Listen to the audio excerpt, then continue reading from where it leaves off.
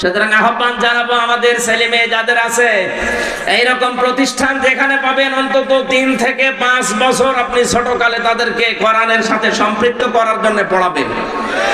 কারণ কোরআনের সাথে সম্পর্ক মানেই রবের সাথে সম্পর্ক। কথা বলেন ঠিক কিনা? 3 থেকে 5 বছর আপনি একটু চেষ্টা চালান, এরপর আপনার ছেলেকে আপনি ডক্টর বানান, ডাক্তার বানান, ইঞ্জিনিয়ার বানান, ডিসি বানান, এসপি বানান, যা বানাবেন কোনো অসুবিধা নেই।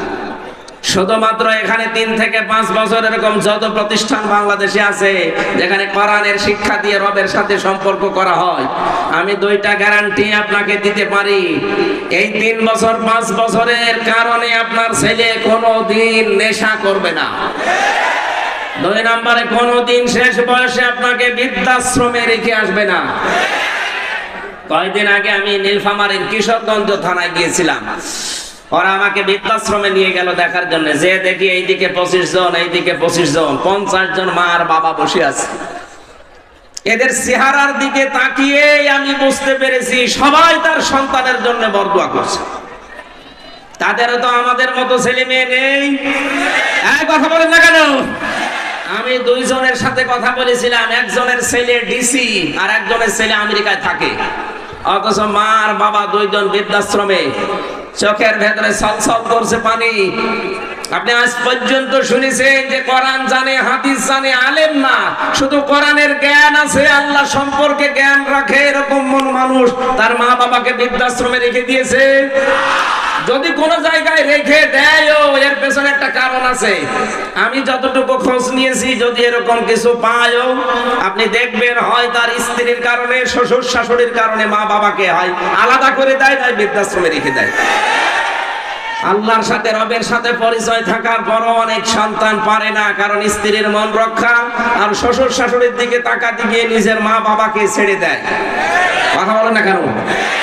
আমার এই চোখের দেখা মাত্র 7 বছর বয়স, এখনো পর্যন্ত আলিফ বা তাসা খুব বেশি ভালো করে পারে না। কয়েকদিন ভর্তি হয়েছে মাত্র।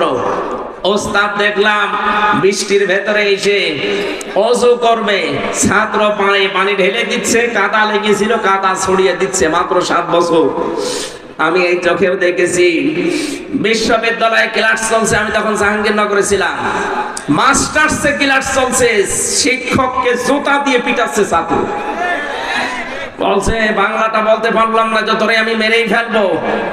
শিক্ষক বলছে বাবা তুই আমারে ছেড়ে দে, আমি জীবনে আর ক্লাসে আসবো না। বলে না, তোরে আমি বলেছিলাম যে ওই সিটটা দিতে দিলি না, তোরে আমি মেরেই ফেলবো। ওইটাও ছাত্র, এটাও ছাত্র। ওইটা অলরেডি মাস্টার্সে পড়ছে, জানোয়ার হয়ে গেছে। আর এটা এখনো আলিফ বা শেষ হয়নি, এটা মানুষের মতো মানুষ হচ্ছে। কথা বলেন না কেন? এই জন্য আহ্বান জানাচ্ছি, রবের নামে পড়া আরম্ভ করা লাগবে। রবের সাথে আমাদের পড়ার পরিচয় নেই, এই জন্য আমরা অনেক জায়গায় যাওয়ার পরেও দেখি না কাঙ্ক্ষিত মানের মানুষ আমরা হতে পারছি না। এই জন্য ইন্নাল্লাযীনা আমানু ওয়া আমিলুস সলিহাত সারা জীবনে আয়াতের ব্যাখ্যা শুনিয়েছে, যারা ঈমান আনে আর নেক আমল করে না। সালেহ শব্দের শাব্দিক অর্থ শুধু নেক নয়, শুধু সৎ নয়, সালেহ মানে যোগ্য। সালেহ মানে কি? আমরা যারা বলি আল্লাহর আইন চাই, সৎ লোকের শাসন চাই, সৎ হওয়া লাগবে এবং লোকটাকে যোগ্য হওয়া লাগবে। নবীজিকে আল্লাহ কোরআনে 7টা নাম ধরে ডাক দিয়েছিলেন, তার ভেতরে মুদ্দাসসির একটা। প্রথম যে আয়াতগুলো কোরআনের নাজিল হয় এই পৃথিবীতে, আমরা জানি অনেকে সূরা আলাকের প্রথম 5 আয়াত। তো অনেক তাফসীর কারক লিখেছে না, প্রথম আয়াত নাজিল হওয়া কোরআনে কারীমের এই সূরা মুদ্দাসসিরের প্রথমে এই 7টা আয়াত। 2টা বর্ণনায় ঠিক আছে। প্রথমটা নাজিল হওয়ার পরে নবীজি যখন হেরা গুহায় বিশ্বনবী মুহাম্মদ রাসূলুল্লাহর কাছে ফেরেশতা এসে বলেন ইয়া মুহাম্মদ ইকরা, নবীজি বললেন মা আনা বিকারি, আমি পড়তে পারবো না, আমি পড়তে জানি না। এই শব্দটা আমি বাংলা অর্থে মিলাতে পারি না, এখানে বাংলা অর্থ হবে আমি পড়তে পারবো না। পড়তে পারবেন না মানে আমি বলে বলে দে, আপনি পড়েন ইকরা ইকরা ইকরা। এদিকে তাকান, গুরুত্বপূর্ণ একটা তথ্য এখানে আছে। তিনবার তিনি বললেন মুহাম্মদ পড়েন, তিনি বললেন আমি পড়তে পারবো না, আমি পড়তে জানি না। এ শব্দ আমরা যদিও বাংলায় অর্থ করি, বাংলা অর্থ হবে আমি পড়তে পারবো না। কেন পারবেন না?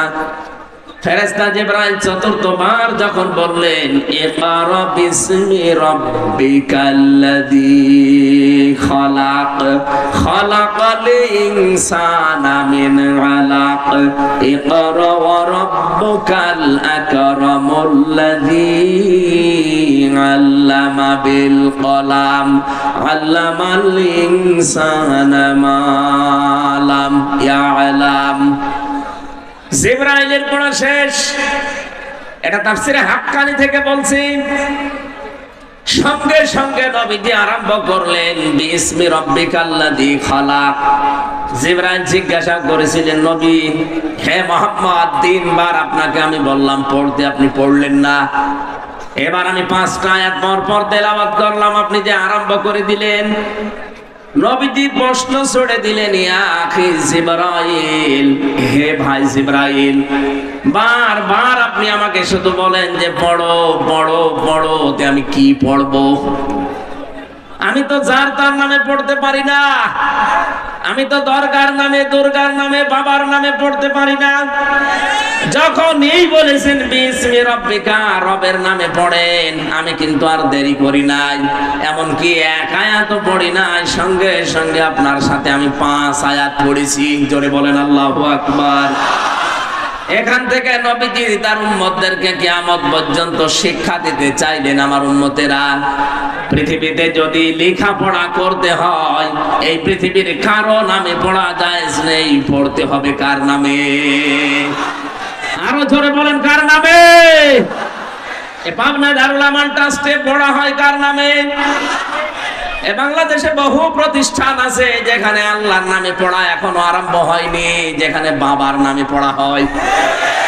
না, আমরা যারা দায়িত্বে আছেন, শিক্ষা মন্ত্রণালয়ে যারা দায়িত্বে আছেন, তাদেরকে আমরা 96% মুসলমানের দেশে উদারত আহ্বান জানাচ্ছি, শিক্ষা ব্যবস্থা আল্লাহর নামে পড়া আরম্ভ করা লাগবে। আপনারা এই দাবির পক্ষে আছেন না? বলেন। শুনলাম 154টা এখনো পর্যন্ত এই দেশে মাদ্রাসা লাইনে যারা আছে, তাদের এই প্রতিষ্ঠানগুলো এখনো পর্যন্ত কার্যকর ভূমিকায় যায়নি। বিশেষ করে শিক্ষার দায়িত্বে যারা আছেন,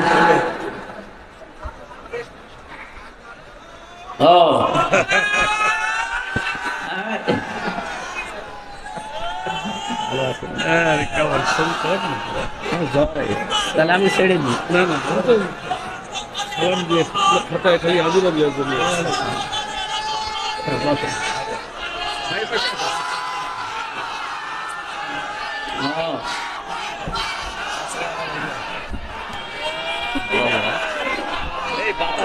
জরুরি ভালো সালাম দিক বুঝলি না।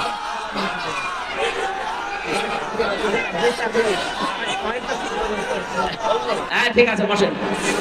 বাংলাদেশ জামাত ইসলামীর সেক্রেটারি জেনারেল এবং সহকারী সেক্রেটারি জেনারেল 2 জনই এসেছে আমাদের মাঝে, আমরা ওয়েলকাম জানাচ্ছি। তাদের সুস্বাস্থ্য এবং দীর্ঘায়ু কামনা করছি। সকলে বলেন আমিন। ওনারা দোয়া নেওয়ার জন্য এসেছেন আপনাদের এই মুসলিম জনতার কাছে। আমরা দেব, আমরা এই পয়েন্টটা শেষ করি, এরপরে আপনারা বসেন ভাই, পরে পরে বসেন। আমার ভাইরা, ধর্ম উপদেষ্টা হিসাবে যিনি এখন দায়িত্বে আছেন ডক্টর আফামা খালিদ সাহেব, উনি অলরেডি বাংলাদেশের মসজিদের খতিব, ইমাম এবং মুয়াজ্জিনদেরকে সরকারিভাবে, বিশেষ করে পশ্চিমবঙ্গের মতো, তাদের ভাতার ব্যবস্থা অলরেডি করছে। এটা যদি কায়েম হয়, এই দেশে যতগুলো প্রতিষ্ঠান আছে, বিশেষ করে বাঁকা চোখে দেখা হয় যাদেরকে আল্লাহর নামে পড়ানো হয়, এই জন্য বাঁকা চোখে দেখা হয়। 96% মুসলমানের দেশে আমরা আহ্বান জানাবো, এইগুলো তাড়াতাড়ি কলেজের মতো এমপিওভুক্ত করা হোক, সরকারিকরণ করা হোক। এটা আমরা চাই না। তাহলে তখন এই 2 টাকা 5 টাকার জন্য আপনার পেছনে ঘোরা লাগবে না তাদের।